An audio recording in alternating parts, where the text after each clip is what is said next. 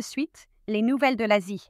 Le lundi 1er septembre 2025, Xi Jinping a ouvert le sommet de l'OCS à Tianjin et a appelé à la coopération des membres et à la création d'une banque de développement. Le même jour, les agences météo ont indiqué que le Japon et la Corée du Sud ont connu en 2025 leurs étés les plus chauds depuis le début des relevés. Le même jour, Narendra Modi a déclaré à Vladimir Poutine que l'Inde et la Russie restaient côte à côte même dans les moments difficiles. Le même jour, un séisme de magnitude 6,0 a frappé l'est de l'Afghanistan, faisant au moins 622 morts et plus de 1500 blessés. Le mardi 2 septembre 2025, Wang Yi a indiqué que la stratégie de développement de l'OCS jusqu'en 2035 fixait le cap et une orientation claire pour la décennie à venir. Le même jour, 1,6 million de personnes au Japon ont participé à un exercice annuel d'urgence, selon la presse locale. Le 2 septembre 2025, Narendra Modi a annoncé que l'Inde débuterait la production commerciale de semi-conducteurs d'ici la fin de 2025. Le mercredi 3 septembre 2025,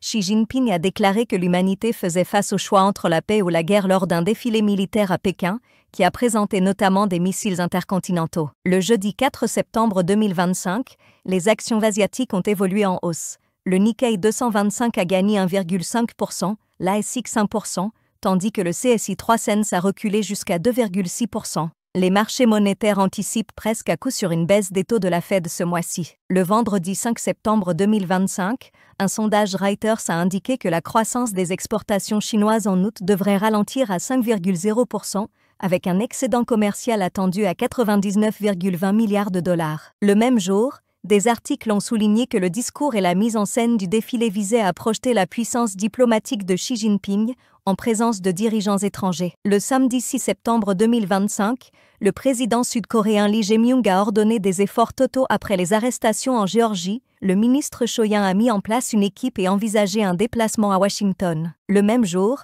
le négociateur Ryosei Akazawa a déclaré que l'accord commercial Japon-États-Unis n'était pas encore conclu, dans l'attente d'ordre présidentiel sur les tarifs pharmaceutiques et des semi-conducteurs. Le dimanche 7 septembre 2025, Séoul a annoncé avoir achevé les discussions avec Washington pour libérer les travailleurs coréens détenus en Géorgie, qui seront rapatriés. Le même jour, Shigeru Ishiba a annoncé sa démission du poste de Premier ministre du Japon, selon des annonces relayées par les médias. Enfin, le dimanche 7 septembre 2025, Anutin Charnvirakul a pris ses fonctions de Premier ministre de Thaïlande après l'investiture royale.